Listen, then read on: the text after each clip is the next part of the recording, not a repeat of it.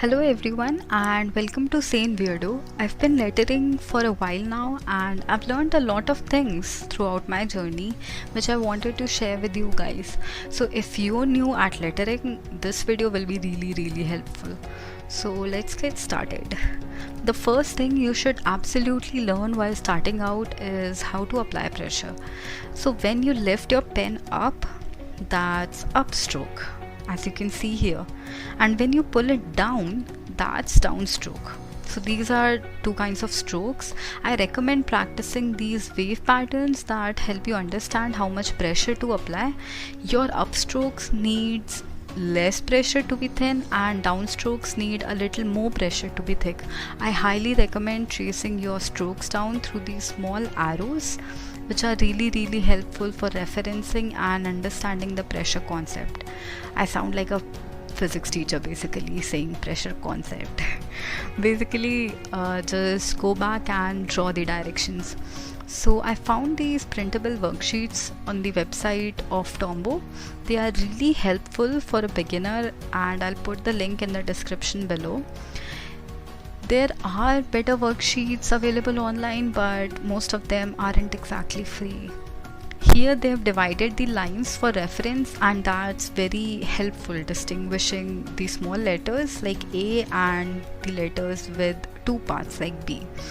So after you're done with this, you have to just take your pen and trace the letters and then try to do it on your own.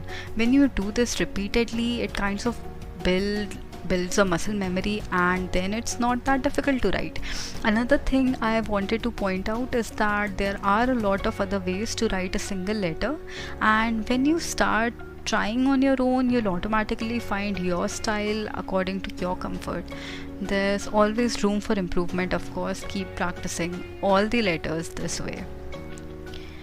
So after you're done with this, start practicing the entire alphabet again and again without the worksheet. I know that there's a lot of practice and that's boring, but trust me, it will be super fun. A little side note here. Don't get overwhelmed by a lot of lettering products online. You don't need super high-end products to start lettering. It does not matter which product you use. It's mostly the technique. Many products aren't available everywhere, especially in India. Just buy a simple one. You can even letter with a water brush, or you can try folk calligraphy, which I'll get to later in the video. When you're done with the individual letters, try joining them together too and finding your style. I know it can be a little difficult to practice on a blank paper like this, so I recommend using any ruled notebook in the beginning. Yeah. So here I'm using the same previous worksheet.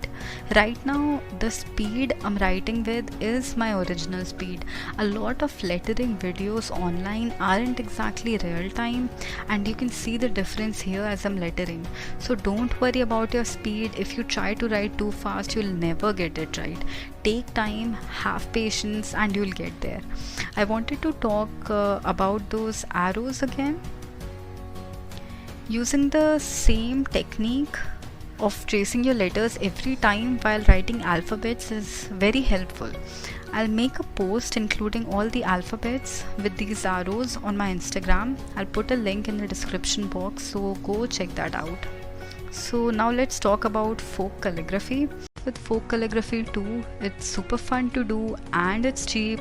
Very cheap. You can just do it with any marker, any pencil you like. There is definitely more energy required to do it because you have to first write, then think, then fill the strokes, but it's worth it.